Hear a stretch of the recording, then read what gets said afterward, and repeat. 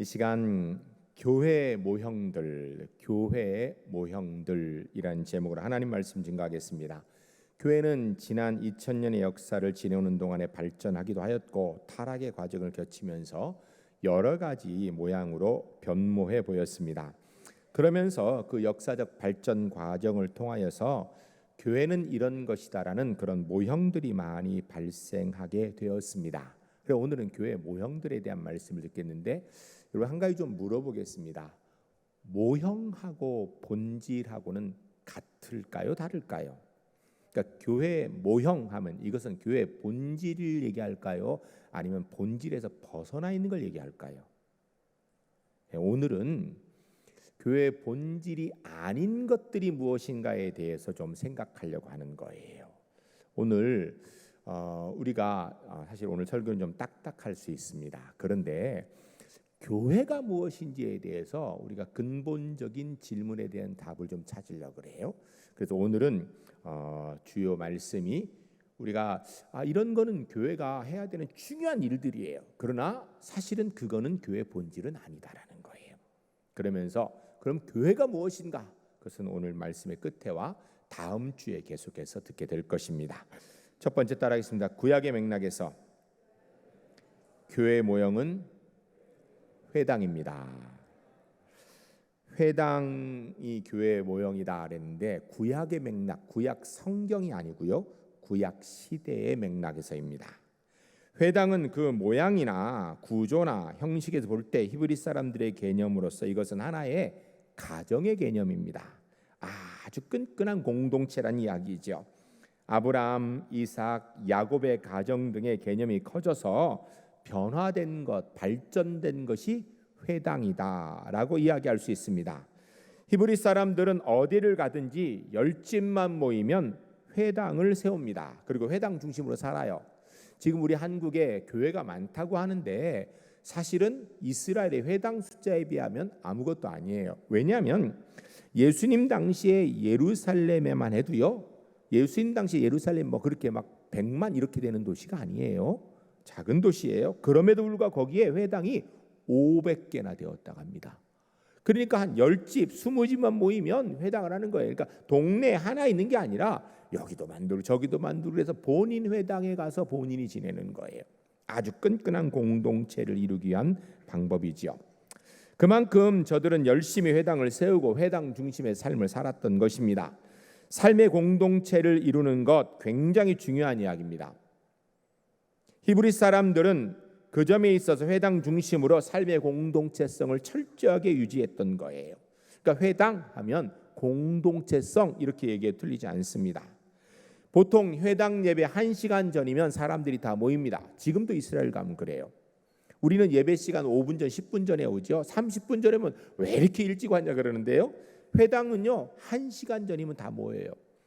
그래서 이야기 나누고 또 담소 나누고 이렇게 하다가 예배 시간 되면 예배를 드리고 그러면 그 집에 가는가? 아니요. 가는 사람 아무도 없습니다. 차 마시고 이야기하고 노래 부르고 춤추고 같이 시간 가는 줄 모르고 하루 종일 그 회당에서 지내는 거예요. 지금도 이스라엘 사람들이 회당을 그렇게 활용합니다. 한마디로 회당은 하나의 가정, 큰 가정 공동체의 모습이라 해도 틀리지 않습니다. 이런 공동체성으로 이하여서 아이들이 공부를 할 때 내 자녀를 위한 학비만 되는 이스라엘 공동체는 없습니다.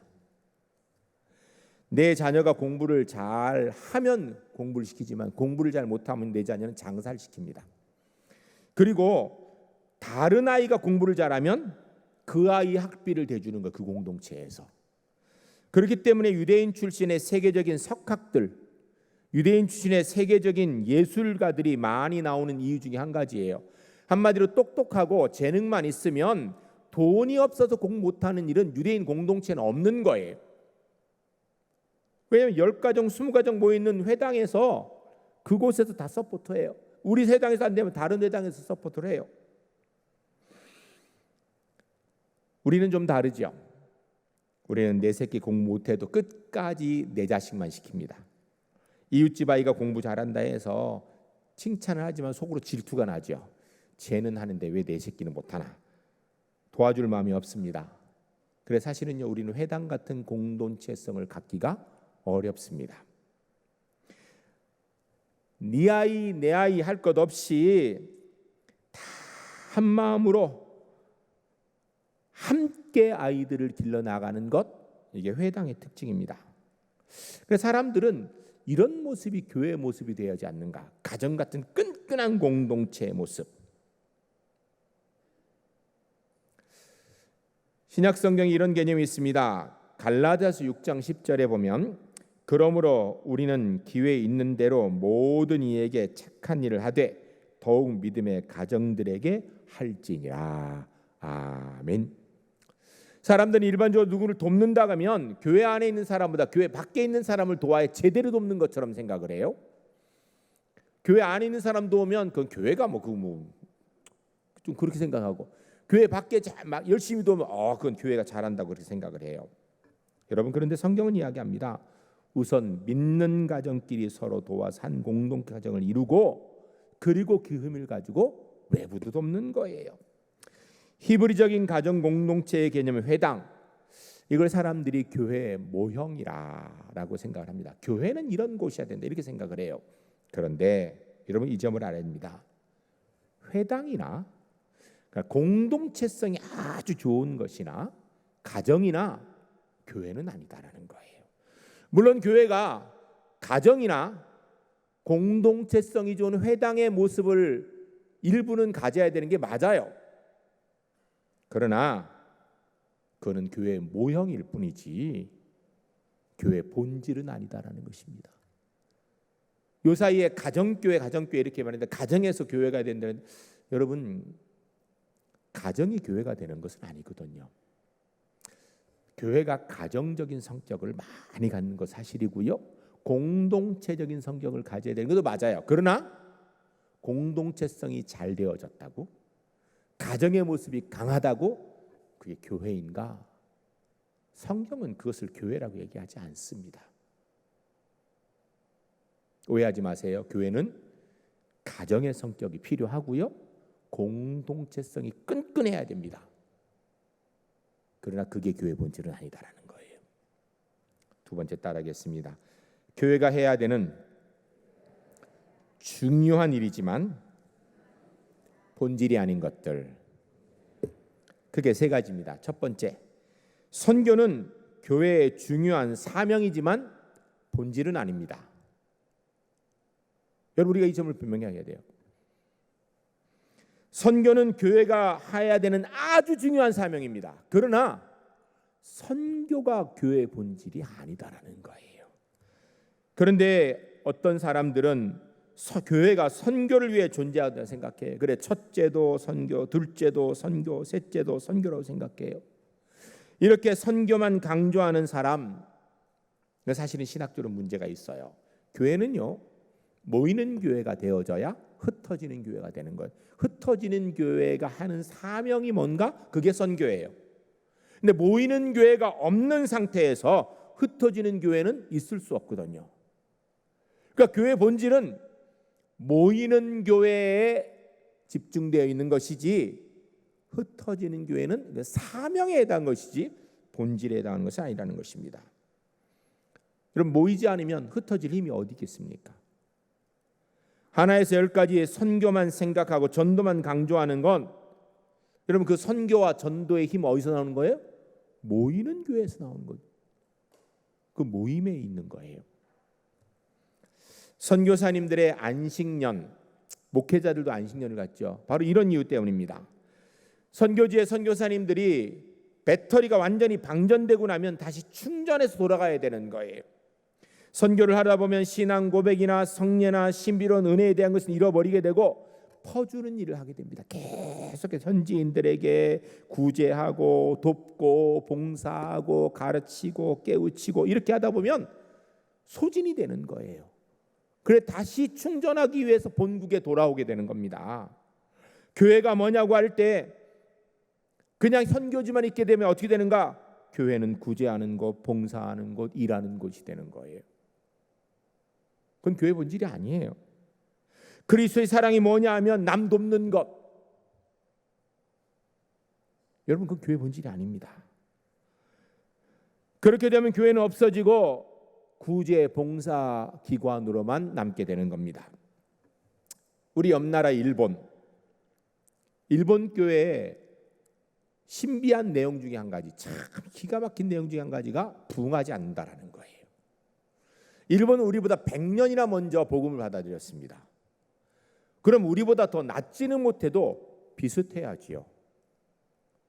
아니, 비슷하지 못해도 조금 덜이라도 해야 될 거 아니에요. 그런데 그렇지 않아요. 이유가 뭔가 여러 가지고 있는데 그 중에 한 가지가 일본의 교회를 처음 시작할 때 예수 처음 믿는 사람들이 교회 본질보다 그냥 예수님처럼 살아보겠다고 애를 썼습니다. 그거 좋은 건데 그것에만 집중하다 보니까 뭘 했는가? 구제하고 어려운 사람 돌보고 이것만 집중했던 거예요. 지금도 그렇습니다. 일본 교회는. 그 결과 일본에는요, 교회는 없고 구제하는 기관으로서만 남아 있는 겁니다. 오늘날 일본의 교회가 몇 개인가? 한 3,000개 정도 됩니다. 전국에. 그런데요, 일본 교회 평균 교인 숫자가 30명밖에 안 됩니다. 30명. 요사이 일본 교회에 500명, 막 1000명까지 되는 교회들이 있어요. 그거는요, 일본 목사님들이 하는 게 아니에요. 일본 목사님 죽었다 깨닫는데 한국 목사님들이 가서 교회의 본질을 강조 목회하다 보니까 교회가 이렇게 커진 것이 나오는 거지. 일본 목사님들이 일본 토양에서 목회하는 교회는요, 평균 30명의 교인이. 일본이 우리보다 100년이나 먼저 복음을 받아들였는데 왜 이럴까요? 깊이 생각하면 여러분, 선교를 잘하면 그게 교회의 본질로서의 대단하다고 생각하는 것, 이건 잘못이라는 거, 착각이라는 거예요. 교회가 교회되어져서 왕성해져서 교회가 확장하며 선교 역사를 이루는 것 당연한 겁니다. 그러나 선교가 교회의 지상 명령으로 사명인 건 맞지만 교회의 본질이 선교라고 생각하면 문제가 된다라는 것입니다. 아니, 성경은 교회의 본질이 선교라고 이야기하지 않거든요. 전 우리 제1교회가 선교하고 전도하는 일에 집중해야 된다고 믿습니다. 이번에 10월 8일 날 전교인 출석 주일을 선포식 때 우리 성도님들 다 3분씩 전도할 사람 미리 정해서 작정하고 한 달 동안 열심히 전도해서 11월 4일 날 다 초청하는 일이 있어야 돼요. 우리가 태국 선교 열심히 하고 있는데 더 열심히 해야 된다 생각해요. 내년에는 여름에 우리가 태국 선교를 이제 갈 거예요. 여러분, 내년에는 태국 선교 가도록 지금부터 마음의 준비를 좀 하시면 좋겠어요. 그럼에도 불구하고 선교와 전도가 교회의 본질은 아닙니다. 그것은 건강한 교회가 해야 되는 사명이지 본질이 아닌 거예요. 그러니까 본질이 건강하면 사명이 잘 되지만 사명이 잘 된다고 본질이 건강해지는가? 그건 아니다라는 거예요. 두 번째, 가르침은 교회의 중요한 사명이지만 본질이 아닙니다. 이는 교회에 공부하는 것, 가르치는 것, 성경 공부하는 것, 이것이 교회의 중요한 일인 건 맞습니다. 그러나 교회의 본질은 아니다라는 것입니다. 어떤 교회는, 우리 교회는 교육 목회를 한다 그래서 가르치는 데 집중합니다. 굉장히 좋은 일이에요. 그러나 교회의 본질은 가르침에 있는 게 아니다라는 것입니다. 교회와 성경 공부를 혼돈해서는 안 됩니다. 예수의 정신을 공부한다고 해서 그게 교회인가? 그건 아니다라는 거예요. 여러분, 일본 사람들은 성경 공부하는 걸 굉장히 좋아합니다. 열심히 성경 공부하는데 문제는 살아계신 예수 그리스도를 만나는 사람이 적다라는 데 문제가 있는 거예요. 그 때문에 실제로 일본의 교회는 적고 교회는 적은데요, 기독교에 관한 서적이 우리보다 10배는 더 팔립니다. 놀라운 일이죠. 우리 대한민국에서 팔리는 기독교 서적보다도요, 일본에서 팔리는 기독교 서적이 10배는 많습니다. 그런데 문제는 그들이 열심히 공부는 하고 성경을 읽고 그 다음에 그 성경 공부는 하고 기독교 서적을 읽는데 가슴이 싸늘해요. 예수 믿는 하나님의 사람이 되지를 않는다라는 것입니다. 공부하는 것이 교회라는 생각이 잘못된 것입니다. 성경 공부 이것저것 다 하고 또 할 게 없는가? 자꾸 공부만 하려고 그러는데 여러분 스스로에게 물어야 돼요. 나는 공부한 것을 얼마나 삶 가운데 적용해 실천하고 있는가? 배움이라는 것은 하나를 배워서 실천함으로 둘을 깨우치는 것이 돼야 되는 거예요. 배우고 실천하고 기도하고 또 배우고 실천하고 기도하고 이래야 되는 건데 배우고 끝. 이게 무슨 의미가 있는 거예요? 머리만 잔뜩 커지는 것. 책상에 앉아 책만 뒤지는 것은 교회 본질이 아닙니다. 물론 교회가 그리스도를 보다 체계적으로 알기 위해 성경 공부를 해야 됩니다. 우리 제1교회가 성경 공부 시작해서 지난주까지 받아서 지금 공부를 시작했습니다. 여러분들 기회가 되는 대로 할 수 있으면 그 성경 공부를 다 하시면 좋겠어요. 그런데 체계적으로 예수 그리스도를 알기 위해 성경 공부가 필요하지만 그 성경 공부하는 것, 교육하는 것 이게 교회의 본질은 아니다라는 것입니다. 세 번째로 봉사는 교회의 중요한 사명이지만 본질이 아닙니다. 교회가 사회 모든 문제에 관심을 가져야 된다고 생각하는 분들이 현대에 많습니다. 그래서 사회, 정치, 노동, 인권 문제, 사회적 이슈를 교회가 직접 다루고 거기에 대해서 민감하게 반응해야 된다라고 이를 위해 교회가 있는 것과처럼 생각하는 분들이 계십니다. 그러나 교회는 그런 것을 하는 것이 아닙니다. 그렇게 되어서도 안 됩니다. 한 가지 물어보겠습니다.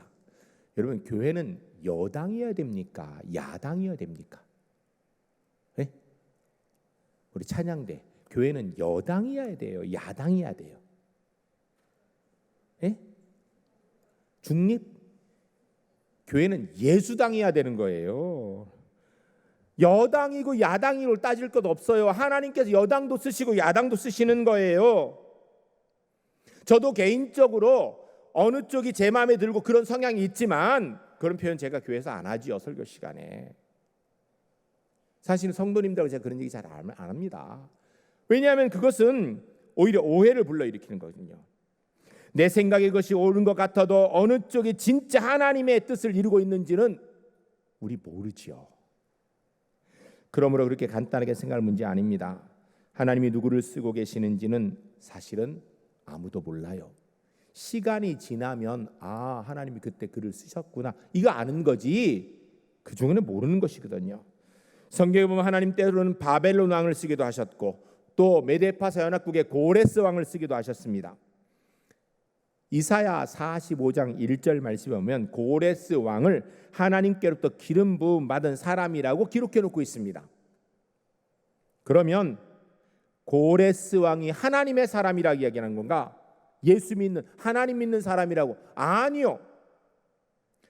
그는 하나님의 막대기로 이스라엘 백성들을 놓아 보내는 명을 받아서 그 일을 한 사람일 뿐이에요.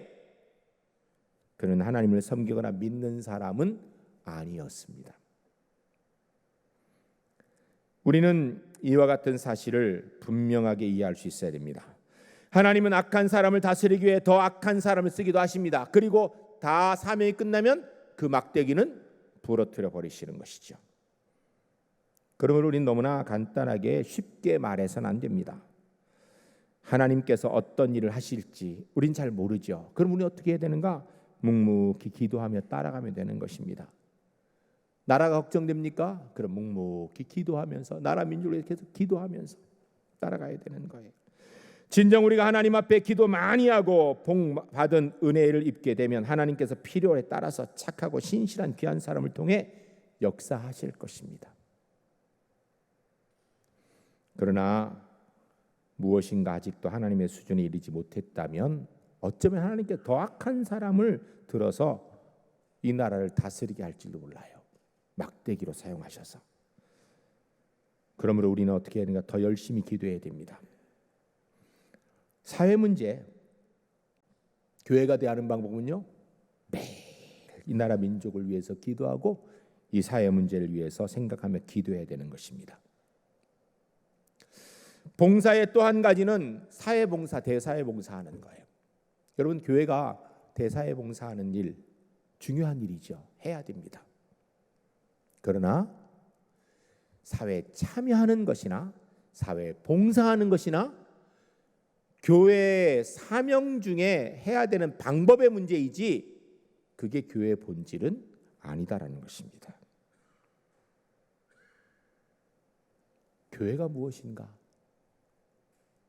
우리가 이 점을 좀 깊이 생각해야 돼요. 세 번째 따르겠습니다. 성례는 교회의 중요한 모습입니다.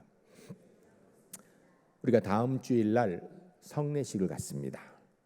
성찬 예식은 교회의 본질을 생각하게 해주는 아주 중요한 예식입니다. 성찬 예식의 장면을 한번 생각해 보면 온 회중이 다 같이 떡과 잔을 먹고 마시는 모습, 이는 곧 같은 예수 그리스도로 말미암아 구속함을 받고 같은 예수 그리스도의 피로 죄사함을 받았음을 고백하는 것으로서 단순한 그런 문제가 아니라 이제는 우리가 예수 그리스도와 하나 되어졌다라는 것을 확인하는 시간이에요.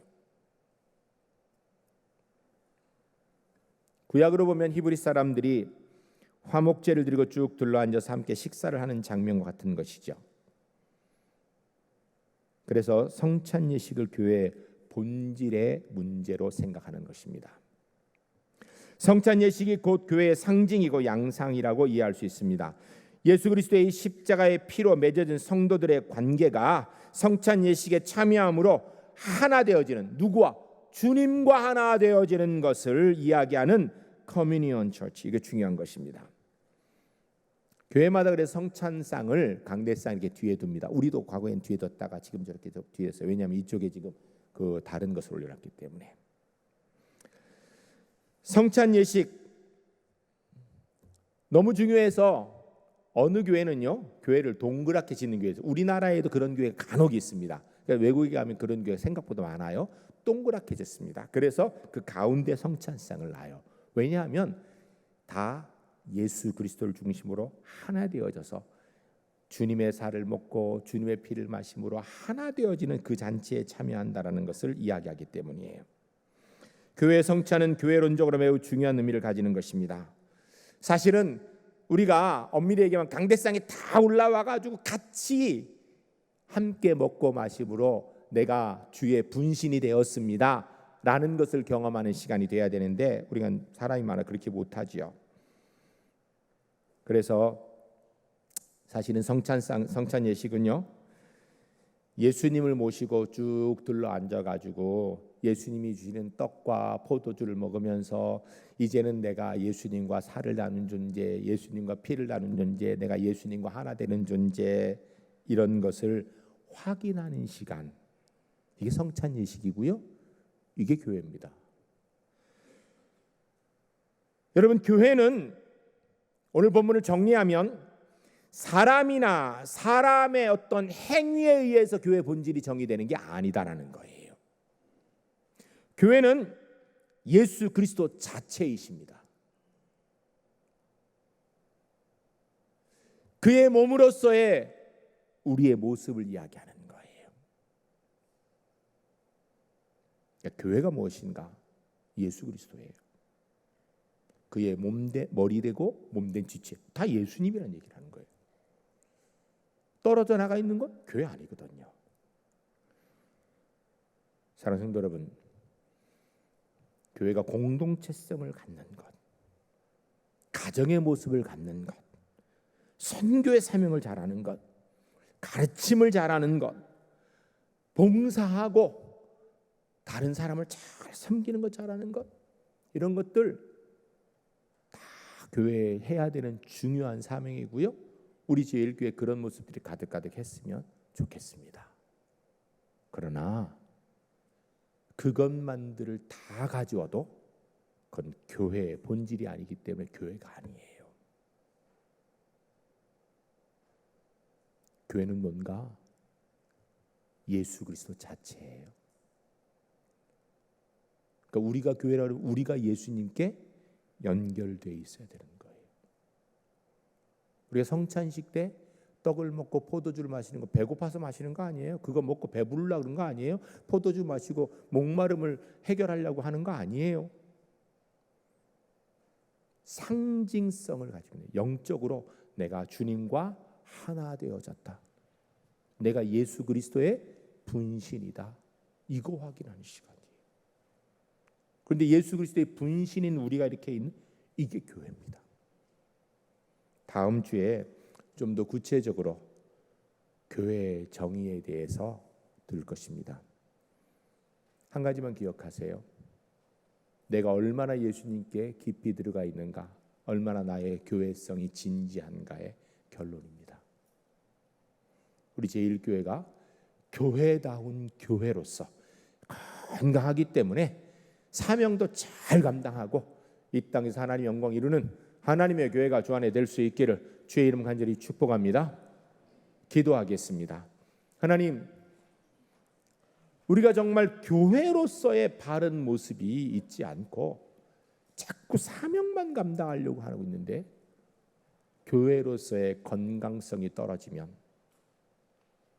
사명 아무리 감당해도 교회 아닙니다. 우리 울산 제1교회가 예수 그리스도의 몸으로 교회 되는데 주님, 제가 일조하겠습니다. 우리 함께 기도하겠습니다.